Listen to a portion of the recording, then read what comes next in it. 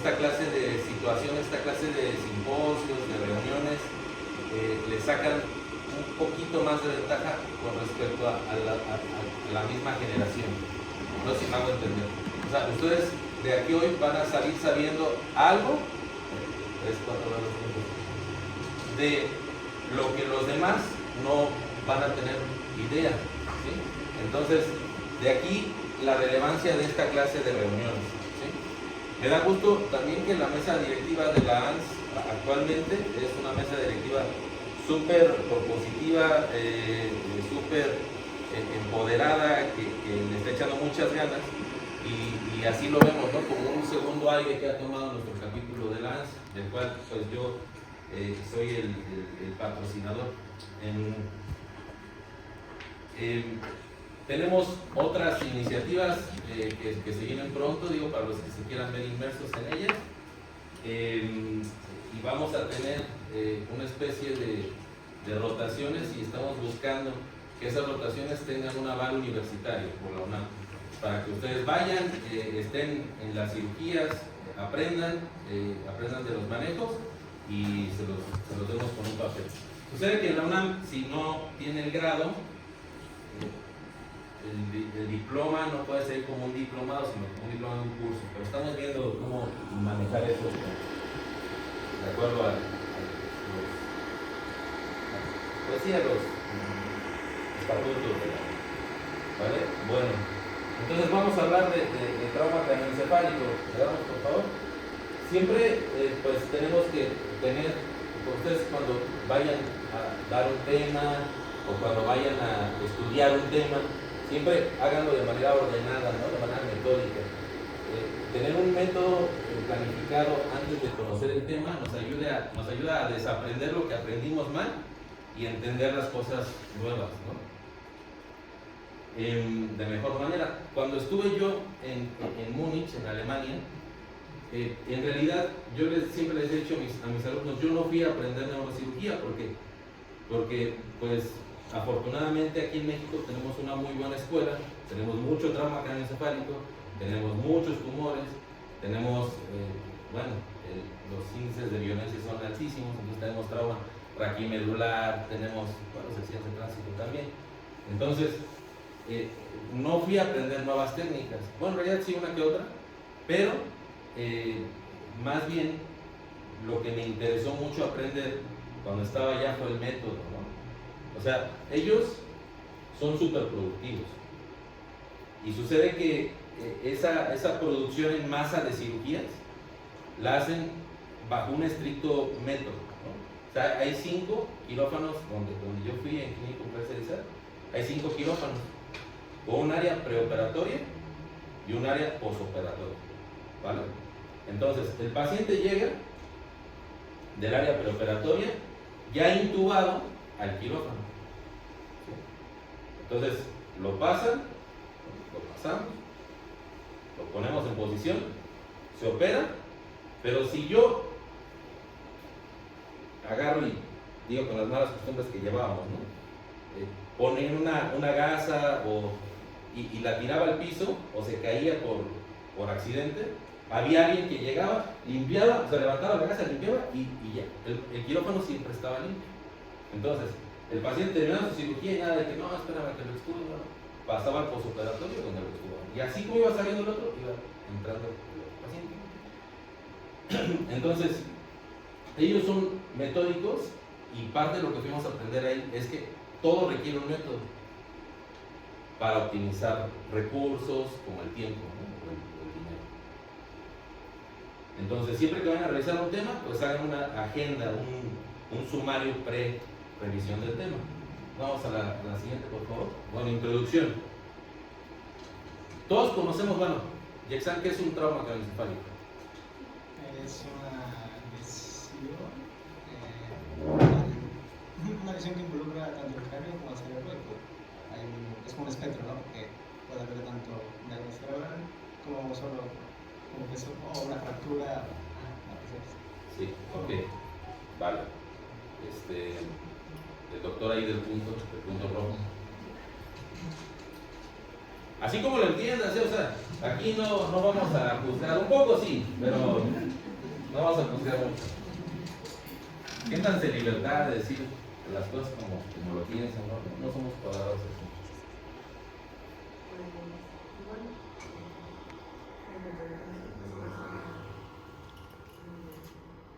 Es una entidad teológica que involucra un daño a lo que es el cerebro y estructuras adyacentes o a la parte estructural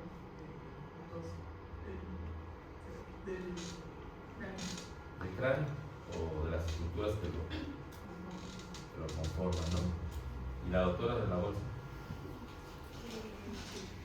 Pues igual yo entiendo que es como alguna lesión que afecte la función del cerebro. Ajá, vale. Bueno, si ustedes se dan cuenta, todos sumarizaron, todos entendieron el trauma, todos entienden aquí, bueno, las personas que les preguntamos, ¿verdad? Entienden el trauma craneoencefálico como un golpe, ¿no? Y que genera una lesión a las estructuras del cerebro. Entonces, si es un misconcept, un desconcepto, un concepto perdido, algo en lo que tenemos que hablar un poquito más, un mal concepto de lo que es el trauma. Porque, por ejemplo, hay traumas en los pacientes añosos donde nunca impactan en la cabecita, ¿no? O sea, por ejemplo, van sangoloteándose en el autobús que los lleva a casa, ¿no? Y ese solo movimiento puede causar un hematoma subdural crónico. ¿Sí me explico? Y no necesariamente un golpe. Entonces, vamos a pasar a la siguiente. Entonces, lo que afecta es un mecanismo de desaceleración. Aquí lo estamos esquematizando con un golpe, ¿no? Pero como les dije, no necesariamente debe de ser así. Dale una adelante, por favor. Entonces, lo que llamamos el traumatismo craneoencefálico se ha estado estudiando durante mucho tiempo. No en balde hay capítulos de las asociaciones internacionales dedicados solamente a investigar qué pasa después de un trauma craneoencefálico. Entonces, hemos visto, bueno, esa gente ha visto, que el trauma craneoencefálico generalmente es o el daño neurológico que se expresa después de un trauma, haya habido golpe o no, una estructura sólida, es el mecanismo de concusión, de agitación de las estructuras neurológicas dentro del cráneo. ¿Sí? Hay veces que, por ejemplo, el paciente tiene una lesión de latigazo sin necesariamente pegarse con algo, pero experimenta, por ejemplo, parálisis facial, ¿no? ¿Por qué? O sea, ¿por qué si lo que se utilizó fue el cuello? Pues debería de tener un problema de médula espinal, si acaso, ¿no? Uno pensaría, la lógica nos dice. Pero no, ese cerebro se distendió, se basculó dentro del cráneo y estiró esas estructuras nerviosas. Por eso el paciente tiene una parálisis facial, ¿no? Entonces, vamos a y efectivamente, ¿no? Atrás, por favor. Cuando hay un mecanismo de impacto directo, pues se comprometen las estructuras craneales, ¿no? La caja que guarda a todo el cráneo. Vamos a la siguiente. Ahora, la parte que decía aquí abajo, perdón, antes de continuar. El trauma craneoencefálico nunca es un evento, en ninguna circunstancia es un evento que aparece de manera aislada. No es un evento que aparece solito. Como les acabo de decir, aparece trauma y esguince cervical. Trauma y trauma trauma craneoencefálico y trauma de tórax, ¿no? Generalmente no es solo me pegué en la cabeza. Generalmente pasan otras cosas, ¿no? Entonces, la palabra concusión, que es lo que les comentaba, es la agitación de las estructuras nerviosas dentro del cráneo, dentro de esa caja compleja, ¿no? Que llamamos cráneo con muchos hoyitos de salida. Y esa palabra quiere decir agitar violentamente. Vamos a la siguiente. Entonces, aquí es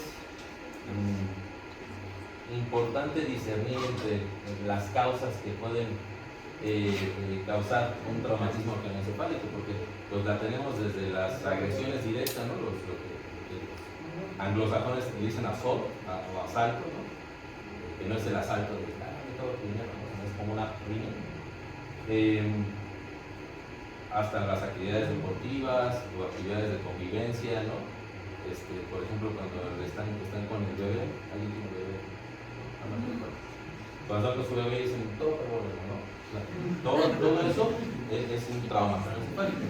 Y se estima que 3.8 millones de personas alrededor del Reino Unido, parece, o no sé si es en el mundo, en Estados Unidos, ¿no? Van a presentar en algún momento de su vida un trauma craneoencefálico de menor o mayor proporción. Está ligado, como les dije, pues actividades también deportivas y recreativas. Vamos a la siguiente. Aquí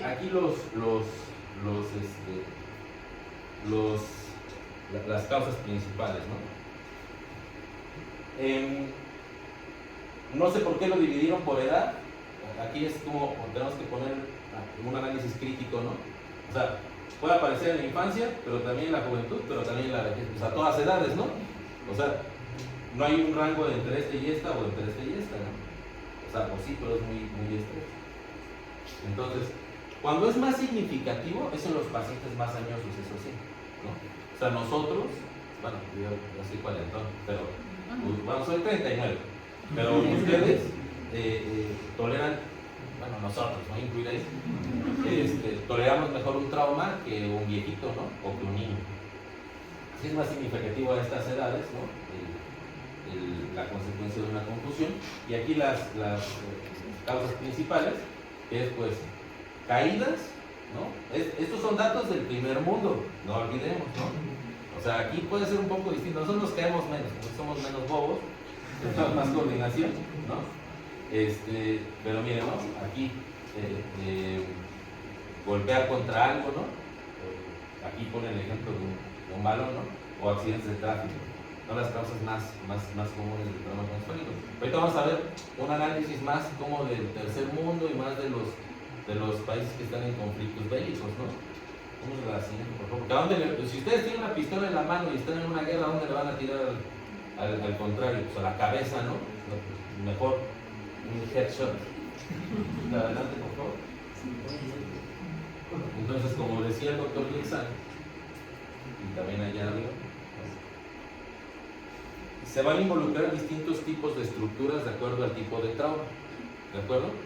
Para nosotros conocer las diferentes estructuras que pueden comprometerse tras un traumatismo craneoencefálico. ¿Tiene una botella de agua?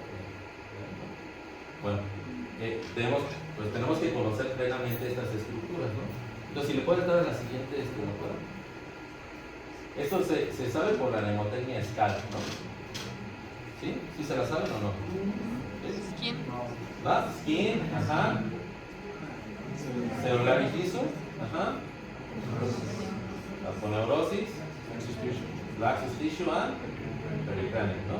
Después el hueso, después la dura mater, ¿no? La dura madre, después la aracnoides, que es aquí donde está la sangre, ¿verdad? Tiene una hemorragia subaracnoidea, espécimen cadavérico, y después ya el cerebro, ¿no?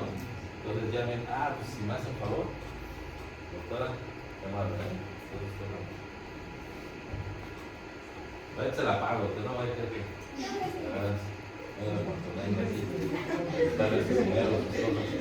entonces, dependiendo de la estructura afectada, pues es lo que va a pasar, ¿no? Hablemos desde este güerito, por ejemplo, que se hizo una laceración en el cuero cabelludo, en el skin, ¿no? Este paciente que tiene un hematoma que cerebral, exactamente. Este paciente que tiene una fractura o hundimiento, ¿no? Afectado el huesito. O este paciente que tiene un hematoma. Muy bien. Vamos a la siguiente, por favor.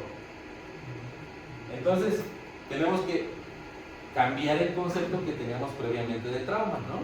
Y ahora, ya esto está cerca de establecerse universalmente, este concepto que les estoy dando aquí, ¿vale? Esta va a ser la nueva definición de trauma en unos meses, ¿vale? el mecanismo de desaceleración súbita del cráneo que provoca afección de las funciones cerebrales. ¿Vale? No, nótese que no estamos diciendo si tiene un hematoma epidural, si tiene una fractura, una contusión cerebral, nótese que no estamos diciendo que se pegó contra algo, ¿sí? O sea, es un mecanismo de desaceleración súbita que causa cualquier daño neurológico. Ahora, hay pacientes con tomografías limpias, ¿no? En los que, es que ¿qué le pasó? Lo atropellaron, doctor. ¿Y se pegó en la cabeza?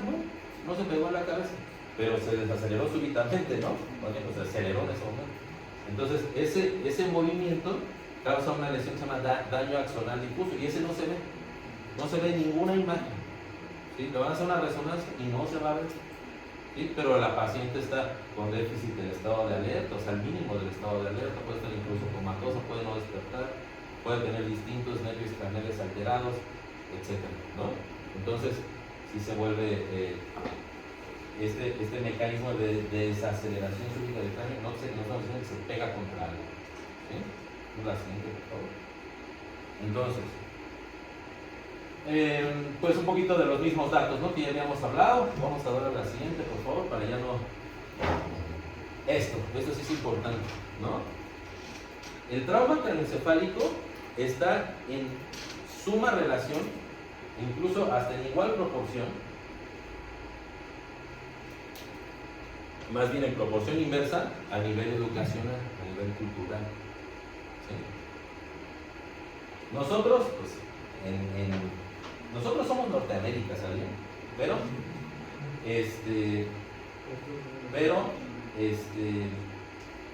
pues sí, más bien de esta frontera para abajo tenemos niveles culturales muy bajitos. Hay que aceptarlos, ahí sí no pasa nada, ¿no? O sea, siguen votando por Morena, ¿no? O sea, se dice y no pasa nada, ¿no? Entonces, venía yo en la caseta, había un bloqueo de transportistas y tenía una pegatina de vota por Morena, y adelantito las pancartas que tenían, por las cuales estaban bloqueando, la diputada morenista, no sé qué, no responde a los demás. Entonces es que no estás bien, o sea, estás votando por Morena, ¿por qué me bloqueas la avenida a mí, no? O sea, si tú fuiste quien votó por ellos, pero bueno. Entonces, ¿no? De aquí para abajo, ¿no? Sí, tenemos un muy bajo nivel, bueno, no muy bajo, pero sí bajito nivel cultural, ¿no? Y educacional, o sea, muy pocos de ustedes van a hacer un posgrado o una maestría, o sea, algo que venga eso, o sea, normalmente funcionamos bien y económicamente también funcionamos bien con solo un estudio universitario, ¿no? Pero de aquí para arriba, la media es que tengan estudios universitarios o de posgrado, ¿no? En Europa, pues no se diga, ¿no? También mucho es así. En Japón, pues también, ¿no? O sea, más. Entonces, mientras que nosotros tenemos un subdiagnóstico, porque pues realmente si ustedes se ponen a pensar cómo se hace la estadística en México, pues cuando nosotros estábamos estudiando aquí el tema de accidente cerebrovascular, ¿cuántos accidentes cerebrovasculares llegaban al ISSSTE de aquí de Pachuca, al hospital?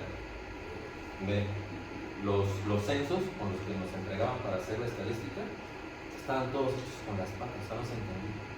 Entonces no pudimos establecer cuántos pacientes murieron por un accidente cerebrovascular, cuántos pacientes había que darle seguimiento para tener un detalle de cómo había sido su evolución, etc.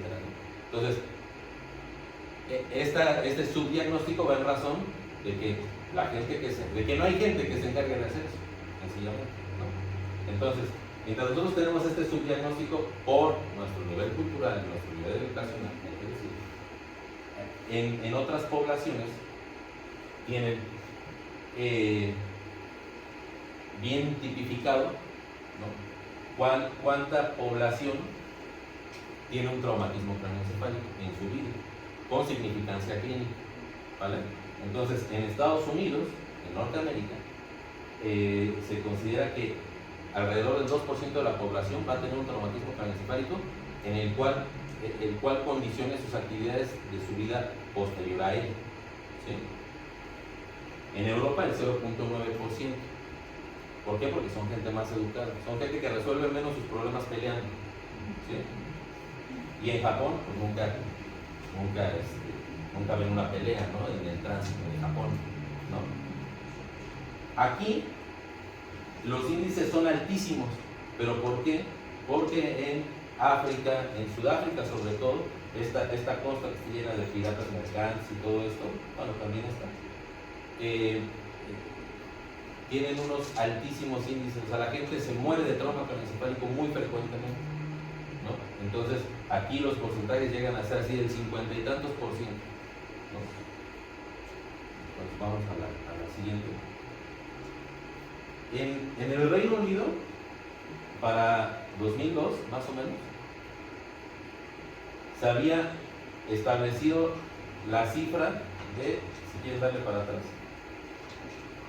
de 15 billones de euros por año en la atención de traumatismo craneoencefálico. ¿Sí?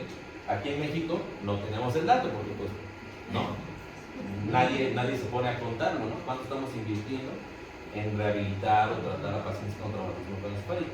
Pero lo que gastó aquí el Reino Unido, vamos a la siguiente por favor, es como comprar más o menos unas 12 veces al Fútbol Club Barcelona. O sea, lo pongo en términos que ustedes me puedan entender, ¿no?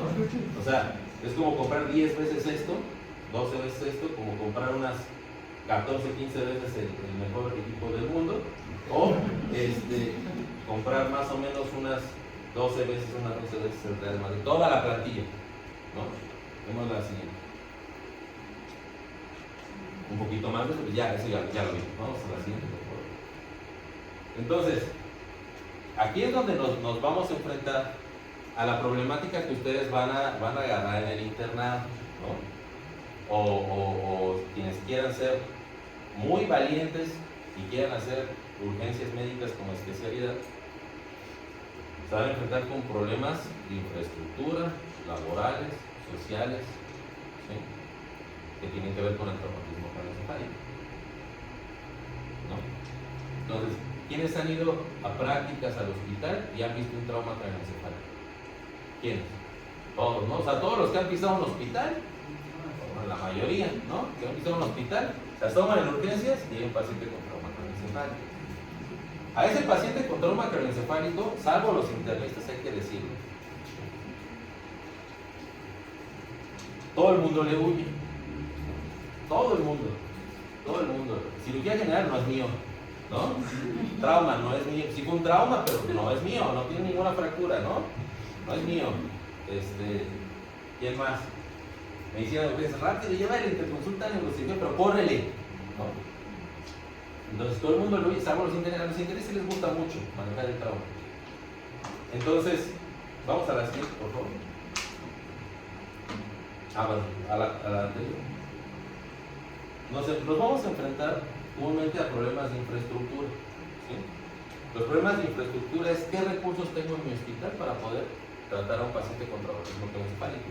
Porque se ha estudiado el caso y se ha visto que los pacientes que llegan a un hospital que no cuenta con los recursos suficientes en infraestructura, se muere ahí, ¿no? Y muchas más probabilidades de no librar ese internamiento, ¿sí? Pero considerablemente más. Y es un fenómeno que se da mucho en México, la retención de los pacientes. A los hospitales públicos no les gusta que los saques del apuro. Ya lo hablaba con mis estudiantes la vez pasada, ¿no? Con los del grupo de neurología, ¿no? O sea, estamos en un problema donde, bueno, la infraestructura que necesitamos para poder tratar un traumatismo craneoencefálico, ¿cuáles son? ¿Cuáles te imaginas que sean, doctor?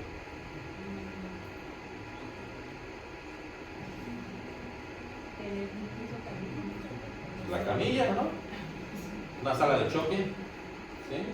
Una terapia intensiva, tomógrafo y equipo para neurocirugía. Es la infraestructura que necesitamos.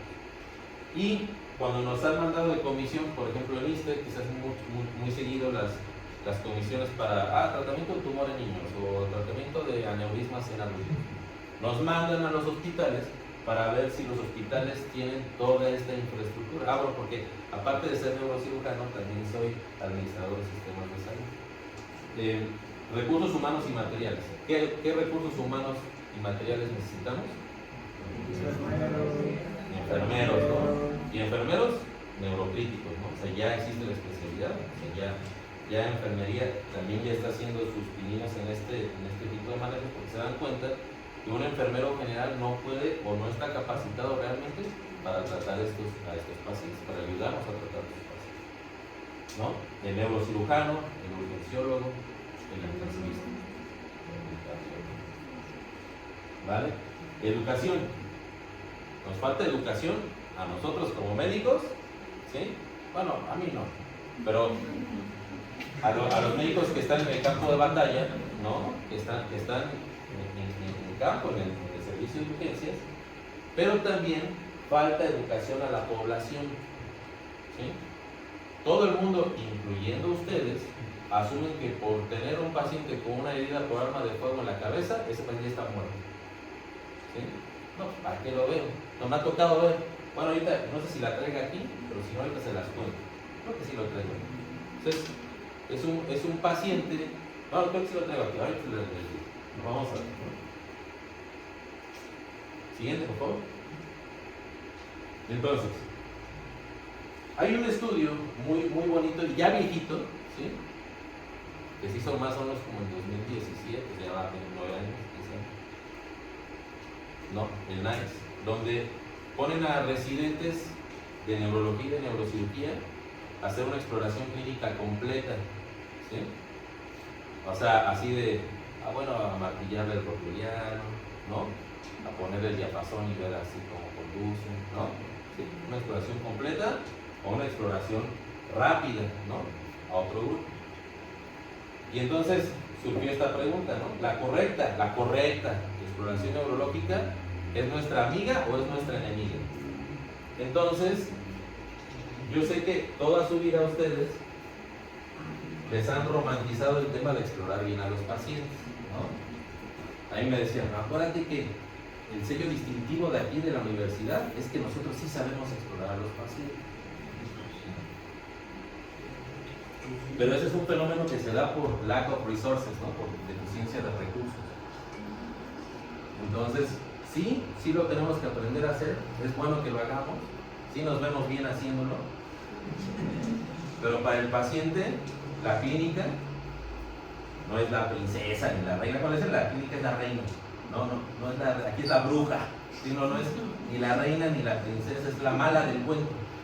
Aquí, este estudio, agarraron a todos y dijeron, hacer una exploración clínica completa, no localiza la lesión en un trauma, y terminan ambos grupos, el que lo hizo en 5 minutos y el que lo hizo en 30, terminan ambos grupos pidiendo una tomografía. ¿Sí? Entonces, aquí la clínica no es la buena del cuento, ¿no? Es la mala, es la que nos hace perder el tiempo, y el tiempo es vida para el paciente. ¿Sí? Vamos a la siguiente, por favor. Entonces, una exploración clínica rápida es mandatoria, ¿sí? Tenemos que hacerlo ASAP, rápido. Y entonces, primero, llega el paciente y ¿qué tenemos que hacer? Preguntar, bueno, lo que pasó, ¿no? Pero preguntar, ¿está drogado o está borracho el paciente? Sí o no. ¿Por qué? Porque eso sí cambia el juego, ¿no? O sea, si llega con unos pupilones así, pero está en cannabis de 3 o 4 gomitas, tú dices, pues es por eso que está con las pupilas abiertas, ¿no? Entonces, si nos hacen, pues le dijimos a ese paciente, si lo trasháramos mal, si le hiciéramos un mal pie, ya tiene las pupilas abiertas, ya se murió, ¿no? Ya está muerte cerebral, ¿no? Entonces, sí es importante saber sobre todo esto, ¿no? Pues si viene bien cricoso, pues no se va a poder explorar. Dirigida. Hay que hacer un interrogatorio dirigido, ¿no? Hecho primario, ¿qué pasó? Pues es que estaba en un andamio y estaba limpiando las ventanas, porque pues siempre le pasa a ese grupo poblacional, ¿no? A los que tienen menos, porque hacen actividades más riesgosas para poder vivir, ¿no? Siéntanse afortunados. Pero bueno, estaba en un andamio limpiando las ventanas por 20 pesos la hora, ¿no? Y de repente, se cayó, hecho primario. Cronología, bueno, ¿y eso hace cuánto tiempo pasó? Pues hace 2 horas. La manifestación primaria, bueno, cayó y ¿qué pasó? No, pues así como que se puso en pie y vomitó. ¿No? Y bueno, manifestación secundaria, ¿y qué pasó después? Pues se volvió a desmayar. Ya con eso, tenemos datos suficientes para saber por dónde vamos a empezar, ¿vale? Y el complemento, y después de eso, ¿qué pasó? Pues ya lo trajimos en la ambulancia, le pusimos tal solución, bla, bla, bla, ¿no? Dirigido, nervios craneales, si ve o no ve, ¿no? Si está consciente nos va a poder preguntar, si no, pues nos va a poder contestar, si no, no. Simetría pupilar es mandatoria, ¿no? O sea, la asimetría, la anisocoria, sí nos dicen si algo está pasando del lado donde está miótica o midriática. Midriática. Del lado donde está midriática algo está pasando. ¿Sí? No es así estricto, porque hay síndromes alternos y es un poquito más complejo, pero así el 90%. Ustedes pueden dar por hecho eso, de que el lado donde está midriática es donde está el hematoma, la fractura, lo que sea, ¿no? La mayor parte del edema, ¿vale? Y reflejo nauseoso, tusígeno y deglución es básicamente para pacientes que no responden ante el estímulo auditivo o tocarlo, ¿no? Provocarle dolor. Tenemos que ver pues, si hay paciente, ¿no? Entonces, como estos son nervios craneales bajos, ¿no? Nos hablan de la viabilidad del tallo cerebral. Si tenemos tallo cerebral, tenemos paciente, ¿vale? Entonces, reflejo nauseoso, ¿cómo lo exploramos, doctora? Del punto. El nauseoso. Y si cuando llegamos ya lo intubó el médico de urgencias, le movemos la cánula endotraqueal. Muy bien, perfecto, súper bien. O sea, no manchado, leve, ¿no? Deglución y tusígeno, estos se exploran juntitos, ¿no? Bajo la misma maniobra. ¿Sí? Y si el paciente está ventilado de manera espontánea, o sea, si ya tenemos que está intubado el paciente, lo vamos a poner en modo. ¿En qué modo? No entra el ventilador. O sea, hay que saber de todo, ¿eh? O sea, no hay que saber nada más neuro. ¿En qué modo no entra el ventilador? ¿En qué modo se va el ventilador? ¿No saben? ¿Por qué? ¿Por qué no saben nada? ¿No? ¿No les han dado ventilación mecánica? Tengan una buena plática de eso. Sería muy bien. Porque sí es algo que van a ver comúnmente, ¿no? Yo me acuerdo que yo cuando estaba en el Hospital General de Tula, nosotros movíamos los ventiladores. Pero para eso pues debíamos saber que movíamos, ¿no? El modo CPAP es un modo donde el ventilador solamente empuja el PIP que nosotros le pongamos. ¿Sí? O sea, solo si el paciente mete PIP de 4, de 5, pues el ventilador le pone los 2 más que le faltan. ¿Sí me explico? En SIMB, bueno, la plática de ventilación se las voy a gestionar. En SIMB, el ventilador trabaja respecto a frecuencias. Si ustedes no están alcanzando una frecuencia de 22 o de 18, el ventilador se las mete en ese nivel, ¿vale? Pero tiene otros a segundo. Darle así. Como saben. Entonces, aquí tenemos que desaprender otra cosa, ¿no? O más bien, reaprender y aprenderlo bien en esta ocasión. Tú, Doc, ¿te sabes la escala de coma de Glasgow? ¿Sí? Ok. A ver, platícame. Si yo le doy 3 a la apertura palpebral, ¿qué estoy diciendo que tiene el paciente? Aquí está, mira. ¿No? ¿Por qué lo dudaste? Esto es algo que lo tienen que tener filoso, ¿no? Al tiro, pues, como dicen los chavos, ¿no? Esto sí nos va a dar fe.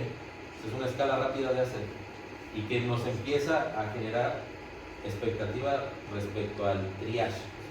¿Qué vamos a hacer con este paciente? En trauma craneoencefálico severo, que va de 3 a 8 puntos, no solamente dicta que lo tenemos que intubar, etcétera, sino que son pacientes que probablemente, si ya están aquí, estén fuera de tratamiento quirúrgico. Es importante, ¿sí? ¿Por qué? Porque vamos a invertir una gran cantidad de recursos. O sea, se estima que a una institución una cirugía neurológica por trauma más o menos cuesta 325,000 pesos, más o menos, en una institución pública. En una institución privada pues, es más caro. En una institución pública más o menos. Entonces vamos a invertir esos recursos, tipo $500,000 para que el paciente no salga adelante. Pues, no es justo para sus impuestos. Si es justo, es que es cambia cada rato. Vamos a dar el siguiente, por favor. Moderado y severo, ¿no? Los moderados y severos son, el moderado es paciente que generalmente amerita un procedimiento quirúrgico, y el leve habitualmente amerita observación para ver si no da ese saltito a pasarse a moderado, ¿vale? Bueno, entonces medidas diagnósticas por imagen. Esto les decía yo a mis alumnos, ¿no? En la charla que tuvimos el otro día en la clase en línea, que esto ya va a tener connotaciones legales en breve, ¿sí? Porque a mí cuando llegaba un paciente y no teníamos tomógrafo, nos decían, pues tómale unas plaquitas, ¿no? Mientras. No, si no tienes tomografía, lo debes enviar a un centro donde sí tengan tomografía, porque una plaquita no resuelve el problema, ni le da datos al neurocirujano, ni nada.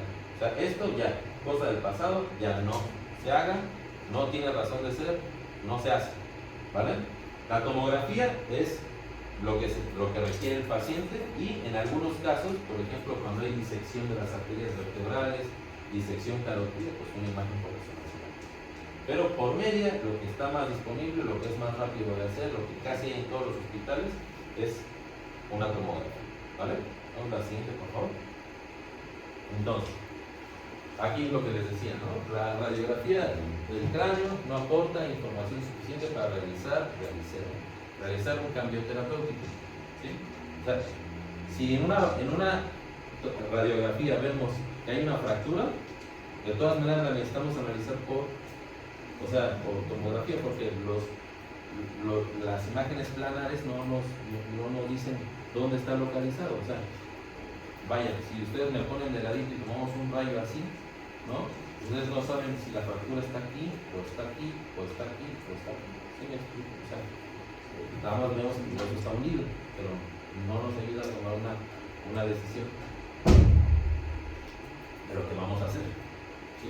Vamos a la siguiente. Entonces aquí, transferir un paciente a un lugar con tal, y claro, que cuente con un centro que tenga un neurocirujano. Si no, pues sí, vamos a transferirlo para hacer la tomografía, pero entonces va de regreso porque allá no había y aquí sí hay neurocirujano.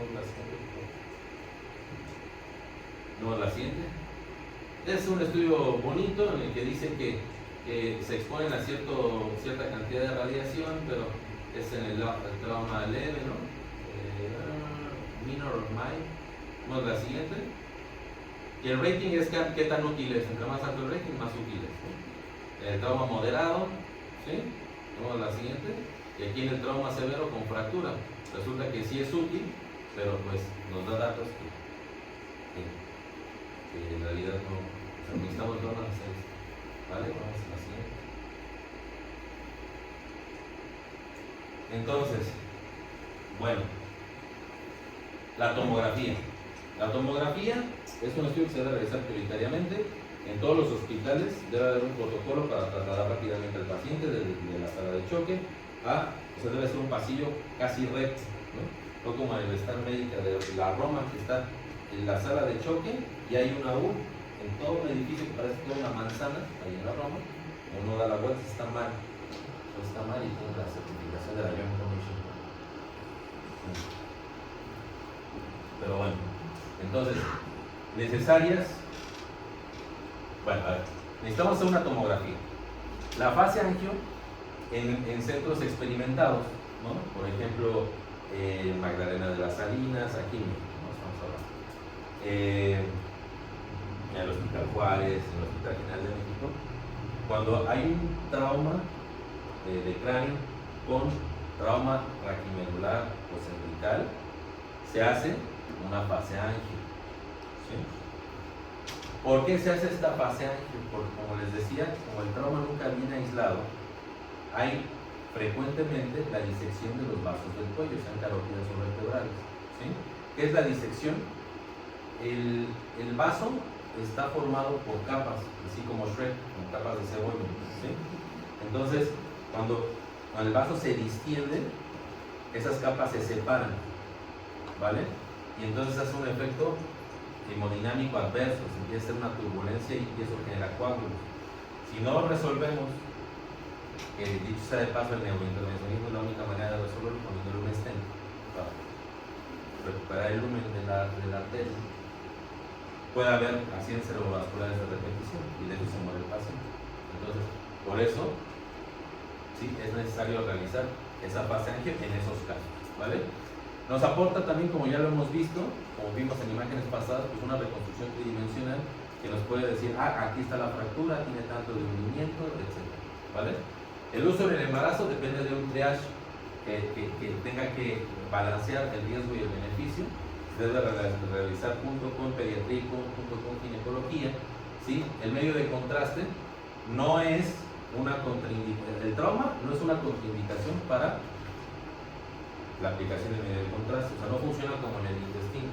Cuando yo estaba haciendo la residencia, un residente de radiología e imagen me dice, doctor, pero si tiene una hemorragia y yo le pongo medio de contraste, pues se va a extravasar el medio de contraste, y es que no funciona así, o sea, no. No estás hablando de un intestino, en el intestino sí, si tienes una perforación intestinal, sí está el medio de contraste, pero aquí no, porque los vasos son muy dinámicos, entonces si notan que hay una ruptura, el vaso se espasma y evita que siga haciendo. Si no, pues imagínense, nos moriríamos de cualquier trauma, en cualquier lado, ¿no? Y el costo, pues, definitivamente es más costoso más alto, ¿no? O sea, pero aproximadamente una tomografía con su fase ángel cuesta unos 4,000, 6,000 pesos. En instituciones mucho más bajo. Ahora la siguiente, por favor. Y ya. Bueno, esta es parte de una clase que vimos de radiología. No es tema de aquí, ¿no? Si quieres vamos a la siguiente, por favor. A la siguiente. A la siguiente. Siguiente. Bueno, sí saben, ¿no? Mejor si vamos para atrás. Vamos a mostrarles, ¿no? Es el espectro de arriba para abajo de lo que puede pasar, ¿no? Vamos a la siguiente, por favor. Ahí, la siguiente. Ahí, ¿no? ¿Eso qué es? Un hematoma epidural. ¿Cómo sabemos que es una epidural? La forma de balón de fútbol americano, ¿verdad? Muy bien, perfecto. O de lente biconvexa, ¿no? Los chavos. Entonces, ¿es izquierdo o derecho? Izquierdo, ¿no? Muy bien, perfecto. ¿Es agudo o crónico? Agudo. Muy bien, bueno, el hematoma epidural nunca es crónico. Vamos a la siguiente, por favor. La otra cosa acá. ¿Esto qué es? Subdural, porque parece semiluna, ¿no? O una banana. ¿Sí? ¿Y es agudo o crónico? ¿Crónico o agudo? Es agudo. Es agudo porque está blanco. ¿Vale? Es agudo por la densidad, está blanco. Muy bien. Listo. Estos son los más peligrosos. Estos hematomas subdurales agudos tienen un 80% de probabilidad de mortalidad o de seria discapacidad. Estos son los más peligrosos. A la siguiente, por favor. ¿Esto qué es? Un hematoma parenquimatoso. ¿Izquierdo o derecho? Perfecto, muy bien. La siguiente. ¿Esto qué es? Los cracks, no manches. Hemorragia subaracnoidea. Bueno, la hemorragia subaracnoidea postraumática se califica con una escala que se llama de Green, ¿vale? Y la aneurismática por el daño vascular es por Fisher, ¿no? La siguiente, por favor. Y pues, ¿esto qué es? Una fractura, ¿no? ¿Temporal de qué lado? Derecho, muy bien. ¿Se tiene que operar o no se tiene que operar? ¿Sí? Nada, ¿no?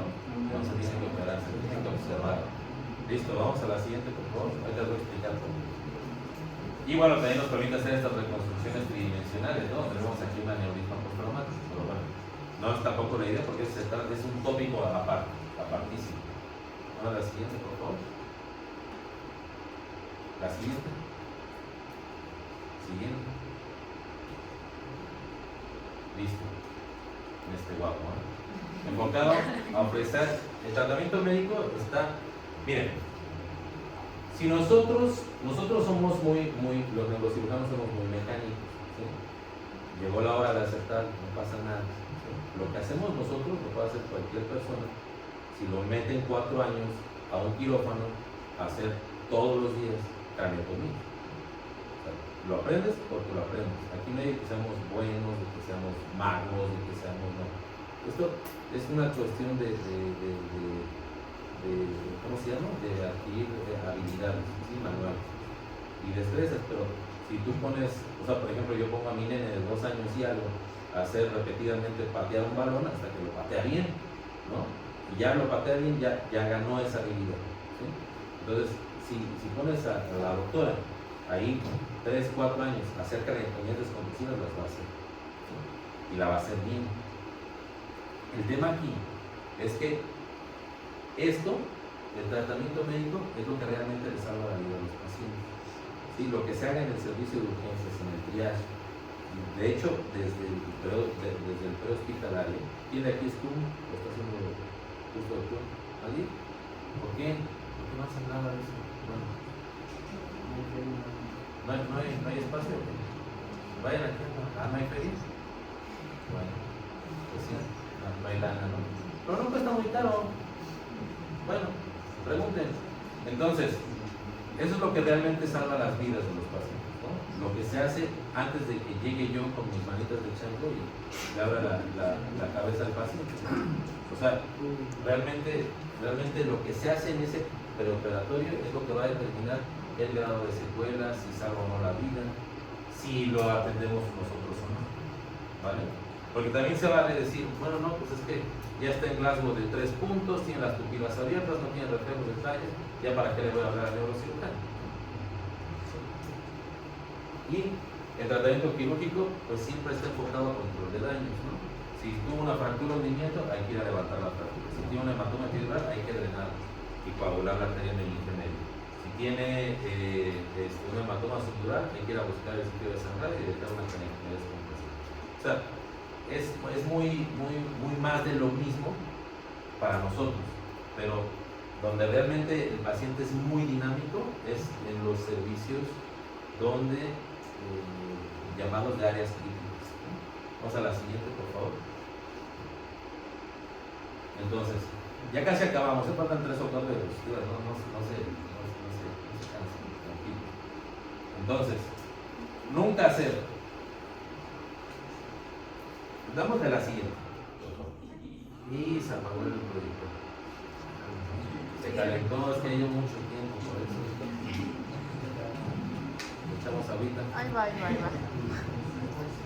Perdón.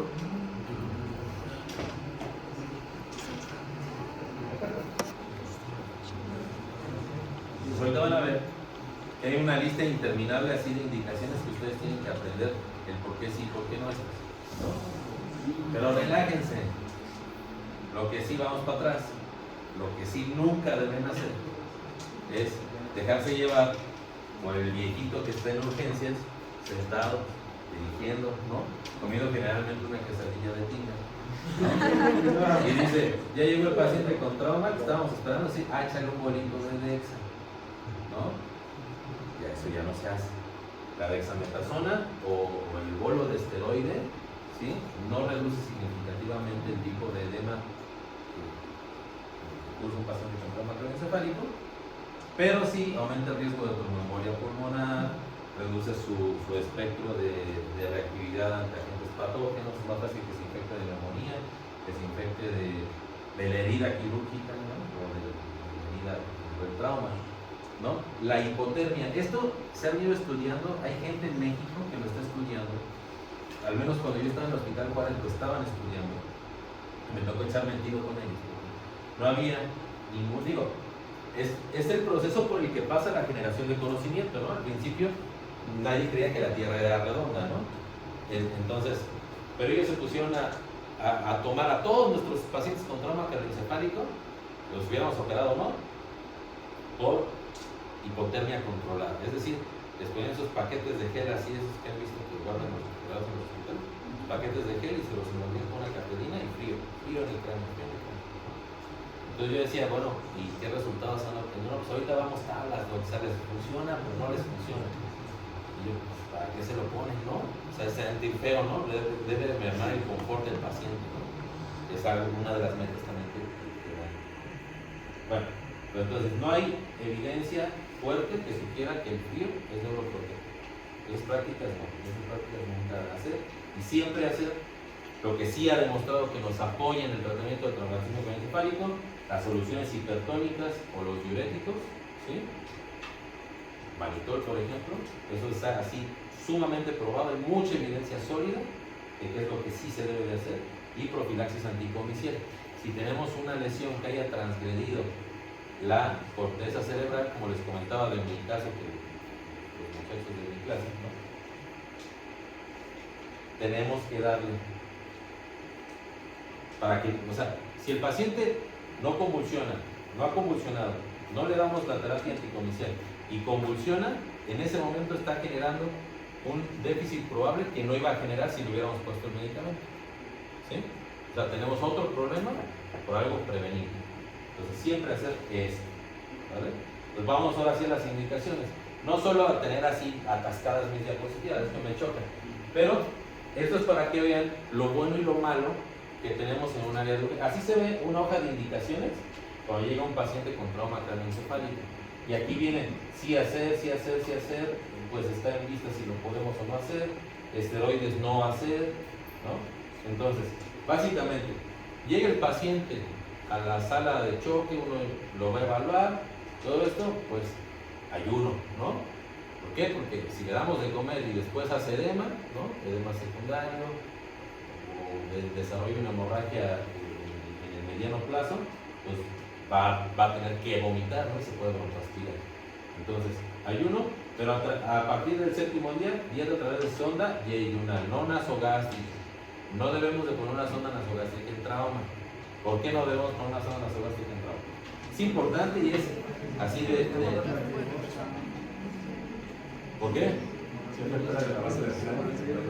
exactamente. Si tenemos una fractura de la base del cráneo y adivinen, también está rompiendo. Me tocó verlo en el cuadro. O sea, no es algo que no anecdóticamente sabemos, no. O sea, sí se va, y se va arriba y los mata. Entonces, porque le pasan alimento al cráneo, ¿no? Entonces no. ¿Vale? ¿Listo? Entonces, y me ha tocado verlo real, no, ¿vale? Solución salina es isotónica, se debe de hacer, ¿no? Se debe de hacer. Propofol o barbitúricos, ¿no? Para poner al cerebro una especie de hibernación, ¿no? De consumo metabólico mínimo, debemos de hacer esto. Siempre que el paciente no se tenga que evaluar de manera despierta, propofol, ¿vale? Tiopentado o barbitúricos, pues sí, sumamente recomendado, nivel de evidencia 2B. Fenitoína o terapia anticomicial, sí, ¿no? Nivel de evidencia 2A, o sea, se debe de hacer, sí se debe de hacer, rutinariamente, ¿vale? Profilaxis antimicrobiana, sí se debe de hacer, no se debe de hacer traqueostomía temprana, ¿vale? Fenitoína, como tratamiento de dexametasona, no hacer, nunca, ¿vale? Enoxaparina sí. Sí debemos de hacer tromboprofilaxis, pero una vez que el paciente ya está operado. ¿Sí? ¿Cuánto tiempo? 24 horas después. Porque si no es un sangradero, si por si el trauma sangra mucho, o sea, una cirugía de traqueotomía descompresiva, más o menos el paciente nos sangra 1200 mililitros. O sea, es muchísimo. Es un tercio del volumen, ¿no? Imagínense si está anticoagulante. Pues otro. Mannitol como terapia hiperosmolar, sí, se debe hacer. Nivel de evidencia 2A, incluso yo creo que más sólido. Hacer de cánula orotraqueal con solución antiséptica, no, porque podemos pasar neumonitis. Parámetros ventilatorios, sí, ventilación mecánica asistida, en un modo. Se ha visto que el más neuroprotector de todos es el SIMB, ¿no? Entonces, en SIMB. siempre que se pueda, ¿no? Vendaje de miembros pélvicos o colocación de medias test como tromboprofilaxis, sí, lo debemos de hacer, ¿sí? Y hipotermia local, no, traqueostomía, pues en casos donde ya la intubación se fue muy prolongada, ¿vale? Vamos a la siguiente, ya ven, rápido, ¿no? Rápido, bueno, listo, vámonos a la siguiente para ya tratar de esquematizar esto de manera más interactiva. Vámonos a la siguiente. Estos son parámetros, ¿sí? Por ahí del 2015, o sea, tampoco es algo reciente, o sea, hace 10 años, por ahí del 2015 dijeron, es que hay hematomas muy chiquitos que requieren tratamiento quirúrgico y hay hematomas muy grandes que no, ¿sí? Porque la guía era pues, la escala de coma de Glasgow, pero se pusieron a hacer así un joint commission para poder tipificar, ¿no? Qué es lo que se creía, es como una reunión de grupos de expertos, ¿no? Y entonces dijeron, el epidural si es mayor a 30 cc, tiene cambios en la escala de coma de Glasgow, tenemos que llevar un procedimiento quirúrgico. Y ese procedimiento quirúrgico, por media, es este trauma flap, ¿sí? Que es esta incisión como el zapato de caballo, como en la herradura, ¿sí? Bajamos la piel y el músculo, ¿sí? Estas son unas grapas de radio para que no esté sangrando, porque esto sangra mucho, ¿sí? Este es un craneotomo. Hacemos un hoyito aquí que se llama trépano, hacemos un hoyito aquí que se llama trépano y los unimos mediante un corte lateral, similar al que usan los que saben de eso, los que cortan ventanas, ¿no? Más o menos, pero pues, de grado médico, ¿no? Y aquí pues encontramos ya el hematoma, ¿no? El cómo se pone el drenaje varía de acuerdo a la escuela, ¿no? Pero también se ha estudiado y se ha visto que no importa dónde pongas el drenaje, si lo pones sobre el cráneo, si lo pones debajo del cráneo, no interesa en realidad porque la dirección del vector de energía es unidireccional, o sea, tiene que salir por ese trépano, la sangre o lo que sea, y tiene que absorber ese trépano. Yo, para evitar dañar el cerebro, yo lo pongo sobre el cráneo, ¿no? Porque pues es una vaina de silicón que está dentro de nuestro cráneo, ¿no? Si se mueve algo, yo como que le hace cosquillas al cerebro, ¿no? Entonces, el siguiente, por favor. Aquí un casito de un muchachito, ¿no? A nuestro cargo, que afortunadamente le fue muy bien, pero sí se puso un gran chingazo, como decimos en el gremio, ¿no? Y tenía todo, ¿no? Tenía el hematoma epidural, tenía la fractura, tenía el hematoma sutural, tenía el hematoma parenquimatoso. Vemos la siguiente, por favor. Vemos el subdural. 10 milímetros, aquí cambia, no es volumen, sino es espesor. Es de aquí a acá, ¿cuánto tiene? Si tiene más de 10 milímetros, ha bajado la escala de coma de Glasgow menos de 9. Si disminuye la basal que teníamos la escala de coma de Glasgow en 2 puntos, o si la línea media tiene más de 0.5, que no está aquí, más de 0.5 milímetros de desplazamiento contralateral, es quirúrgico, ¿vale? Aquí es una golden hour, ¿no? Un tiempo que no es una hora, sino son 90 minutos, hora y media, para poder atender a ese paciente y reducir al máximo el grado de secuelas o salvar la vida. Así. Es el mismo casito, ¿no? Con un hematoma sutural, ¿sí lo ven, no? Aquí está la dura madre, ¿sí? Aquí está nuestro huesito craneotomizado, ¿sí? Aquí también, y aquí el hematoma sutural está debajo de la dura madre, ¿vale? Vamos a la siguiente, por favor. Esta es una fractura de hundimiento. La fractura de hundimiento solamente se opera en una situación muy particular. Cuando la tabla externa, o sea, el hueso se divide, es como una galleta, ¿no? Se divide en tabla externa, zona esponjosa y tabla interna, ¿sí? Si la tabla externa se hunde lo suficiente como para alcanzar la tabla interna del mismo hueso, ¿verdad? Pues entonces es quirúrgico. ¿Por qué es quirúrgico? Porque si nosotros no levantamos esto, el paciente tiene un riesgo incrementadísimo de presentar crisis convulsivas que condicionen su vida funcional en el futuro, ¿sí? Es un paciente que va a estar convulsiones y convulsiones y convulsiones, ¿sí? Si la fractura está expuesta al medio ambiente, pues la fractura tiene un riesgo altísimo de infectarse, como les platicaba la vez pasada, ¿no? ¿Sí? Vale, vamos a la siguiente. Y la fractura de hundimiento creo que es lo mismo que se llama Tichy, es así por aquí. Bien reconstruida, la construimos con suturas porque en los niños ocurre un fenómeno particular, que es que su cráneo va a seguir creciendo. ¿Sí? Entonces, si lo atrapamos con mini placas, ese fragmento se queda ahí y lo demás sigue creciendo, ¿no? Entonces, provocamos una clase de craneosinostosis. ¿Vale? Vamos a la siguiente, por favor. Entonces, es el caso del crescendo. Todos nos debemos de reeducar. ¿Sí? Este paciente, yo estaba de residente, jefe de la guardia en el Hospital Juárez. Y entonces llega un interno. Y me dice, doctor, con su interconsulta, no, doctor, le hablan de urgencias, que si puede ir a valorar a un paciente. Nada más es para caso médico legal, porque le dispararon en la cabeza, pero pues no hay que hacerle nada. Y dice, ya no. Entonces yo dije, o sea, quien determina eso soy yo. Y entonces, si le puedes dar a la siguiente estructura, por favor. Entonces me lo presentaron pues, con esta tomografía, ¿no? El paciente, pues le habían dado, lo habían asaltado allá atrás en la central camionera. ¿Le pueden dar a la siguiente? ¿Anterior? Bueno, reproducir, este es un video. Entonces, le habían dado un balazo así en la cabeza, ¡paz! ¿No? Según esto lo habían asaltado, ¿no? Una historia más. Entonces ahí está la bala, ¿no? Es el efecto hostil de la bala, el hematoma, ¿no? El edema, ¿cierto? Es un paciente que llegó con pupilotas, que llegó con reflejos dentarios. Entonces dije, no, pues vamos a ofrecerle el chance, vamos a hacer una craniotomía descompresiva. Y entonces fuimos por el proyectil que estaba aquí en la base del cráneo y hicimos esta craniotomía descompresiva bifrontal. Quitamos todo el hueso fuera, ¿no? Así se ve la tomografía de control, ahí se ven los drenajes, ¿verdad? Estos son planos, ¿no? Pues vamos a la siguiente. Entonces, después de un mes de estar en cuidados intensivos y después de la cirugía, pues el paciente llega, ¿no? A la consulta, me dice, tenemos la cena, es un video, ¿no? Un paciente que llega, pues sí, pinta de malandrín, ¿no? No por nada le dieron el balazo, pero papá de una nena de 3 años, ¿no? Entonces, funcional para seguir chambeando, sea lo que sea que se dedique, ¿no?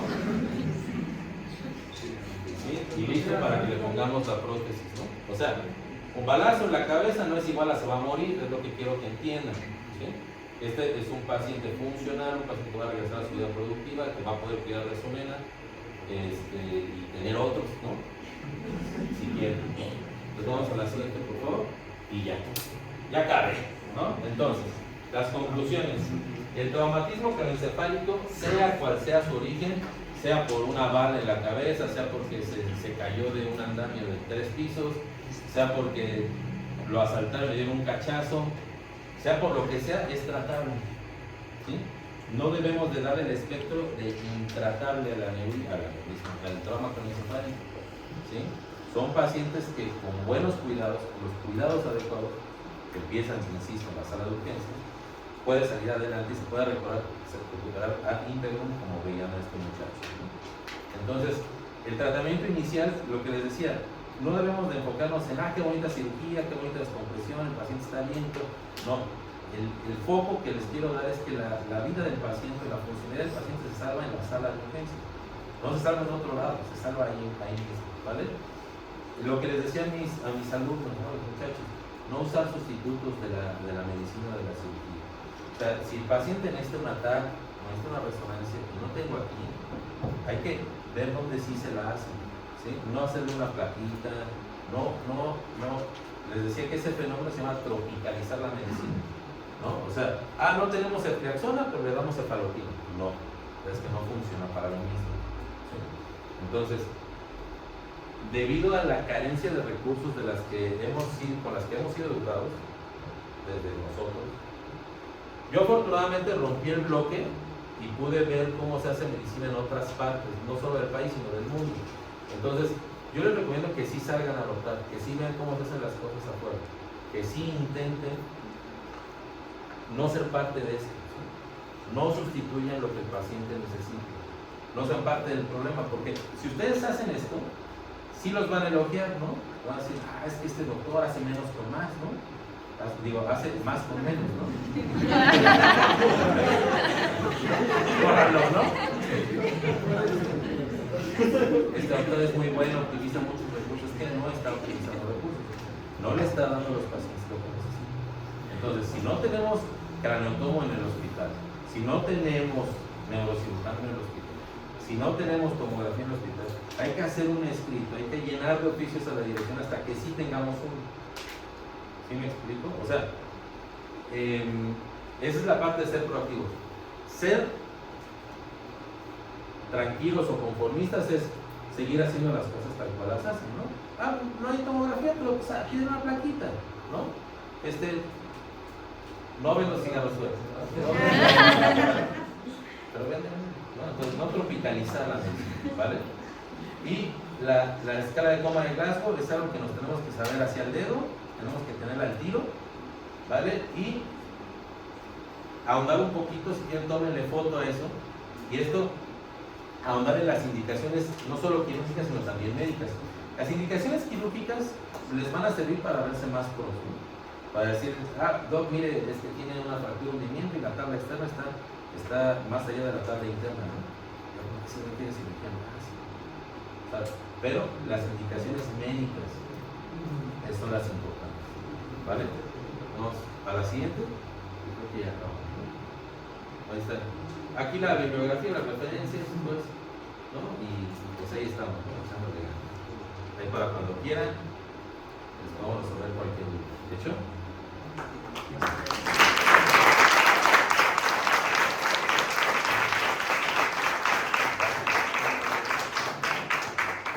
¿Tienen alguna pregunta? Para mis alumnos de la clase de neurología, esta cuenta como la clase de trauma transespálico. Vamos a tener, si va a venir su examen. ¿No? ¿Alguna pregunta, duda que tengan? ¿No? ¿Sí? Bueno, en cuanto... ¿Quién habla? Yo. Ah. Perdón. ¿Qué características importantes es la TLS para el Bueno, muy importante. Porque durante tu... Para tú ser neurocirujano, ¿cómo? ¿Para ser neurocirujano? O para mí, sí, que ustedes estén certificados en ATLS. O sea, yo estoy certificado en ATLS, pero porque es un requisito durante el año de cirugía general, ¿no? Y cada determinado tiempo, creo que es cada 4 años, tienes que certificar. Pero pues sí es absolutamente necesario porque nos ayuda a hablar el mismo idioma. O sea, parte de todo eso, ATLS, ACLS, pues el BLS, que nos ayudan a homologar términos, a tener una misma vía de ataque para un mismo problema, ¿no? Entonces, sí, o sea, que ustedes lo tengan es importante para nosotros como digamos, tratantes finales, pero sí, para nosotros también tenerlo es importante, ¿no? Nos ayuda a hablar el mismo idioma, ¿no? Ante una emergencia. ¿Listo? ¿Sí? No, ni A un paciente, como el gol estándar es en la tomografía, si un paciente tuviera un metal por una fractura de cráneo, ¿cómo estimaríamos eso? pues igual a tomografía. No, Causa ese efecto que veías en la bala, que veías en el proyectil de arma de fuego, causa ese efecto que se llama efecto Honstin, ¿no? Los nuevos softwares nos permiten eliminar ese efecto Honstin que causa el metal, ¿sí? Por ende, podemos seguir viendo tejido cerebral, tejido óseo, a pesar de que tenga algún metal, ¿sí? Quizá la pregunta te refieres a la resonancia magnética. La resonancia magnética es un estudio de imagen que actúa, como los doctores de la clase de neurología deben de saber, ¿verdad? Actúa mediante emisión de un haz magnético y hace rodar el electrón, ¿sí? Por supuesto, eso no tiene ninguna significancia en la forma de tu cabeza, ¿sí? Precisamente los hidrogeniones son los que giran y de acuerdo a ello mandan una señal que el resonador capta, ¿sí? Cuando hay artefacto Cuando hay un material metálico, sí es peligroso hacerlo. ¿Sí? Sobre todo los materiales metálicos que no son quirúrgicos. Porque los quirúrgicos ya desde hace 15, 20 años están hechos para poderse usar a pesar del magnetismo, ¿no? O sea, para poderse usar en una resonancia magnética. Pero si es, por ejemplo, una bala, brackets, ¿no? Si nos llama el radiólogo, doctor, si quieren que se la que tiene brackets. No porque vaya a jalar los brackets, eso no pasa como en las películas, ¿no? No, se calienta un poco el metal, eso sí. Y cuando estás en el resonador y te pasas, por ejemplo, con una pluma, sí te la jala. De hecho, sí te tienes que quitar relojes, lentes, todo lo metálico, el celular te lo desconfigura. Es material metálico quirúrgico, entonces seguramente se puede usar para hacer una resonancia. Seguramente no hay problema. Pero, por ejemplo, nos llaman por el tema de brackets o de balas, todo esto porque en la resonancia se ve un defecto de señal, un vacío, se ve negro, porque la bala pues no tiene hidrógenos, ¿no? O sea, entonces se ve negro donde está. Pero ese campo negro puede afectar la visión de lo que está arriba o está abajo, ¿no? Entonces sí, pues sería un desperdicio de dinero más bien, ¿no? De recurso económico hacerlo. No le va a pasar nada al paciente, no se va a salir volando la bala, no va a pasar eso. Lo que sí va a pasar es que la imagen no va a ser concluyente, entonces, pues no, ¿vale? Pero en ambos casos se puede hacer, si se tratase, por ejemplo en mi caso, de material quirúrgico, sí se puede hacer, ¿vale? Listo, entonces muchas gracias, maestro, No, hombre, por para su servirles. destacada participación en la ponencia magistral de la Semana del Cerebro de la Universidad. Hacemos entrega de sus Muchas gracias.